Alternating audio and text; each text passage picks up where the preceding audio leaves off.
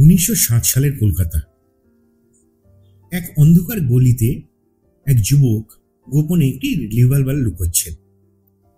17 বছরের এই কিশোর বইয়ের পাতায় নয়, বারুদের গন্ধে খুঁজছে স্বাধীনতা। হ্যাঁ, এই অগ্নিস্পর্শী যুবকের নাম প্রফুল্ল চাকি, যার রক্তে লিখিত হবে বাংলার বিদ্রোহের ইতিহাস। 1908 সাল, মুজফ্ফরপুর। রাতের অন্ধকার। প্রফুল্ল এবং ক্ষুদিরাম একটি ঘোড়ার গাড়ির নিচে বোমা রাখছেন। প্রফুল্ল ফিসফিস করে বললেন, খুদি, আজ কিংসফোর্ডের রক্তে লাল করব বাংলার মাটি। এই বোমাই হবে আমাদের বন্দে মাতরম। ক্ষুদিরাম, ভয় নেই দাদা, সে তো হবেই। আর মৃত্যু তো আমাদের জন্মদিন। বিস্ফোরণ হলো, কিন্তু দুর্ভাগ্যবশত গাড়িতে কিংসফোর্ড ছিলেন না, ছিলেন এক ব্রিটিশ মহিলা ও তার মেয়ে।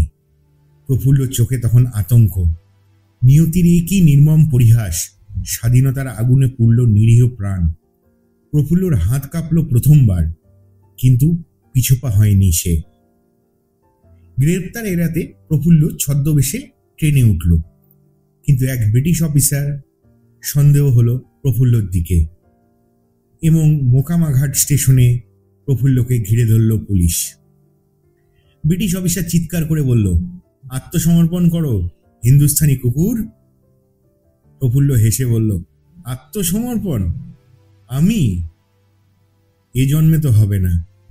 সে বন্দে মাতারম বলল এবং নিজের রিভলভারটি নিজের মুখে ঢুকিয়ে গুলি চালালো এবং শেষ নিঃশ্বাস ত্যাগ করল।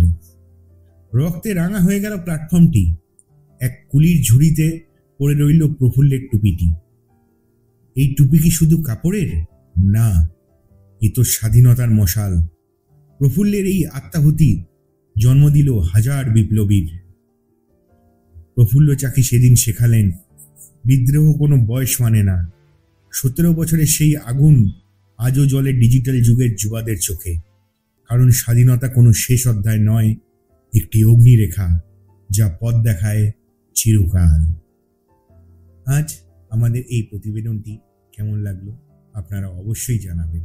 যদি ভালো লেগে থাকে, লাইক, শেয়ার এবং ফলো করতে ভুলবেন না। ধন্যবাদ।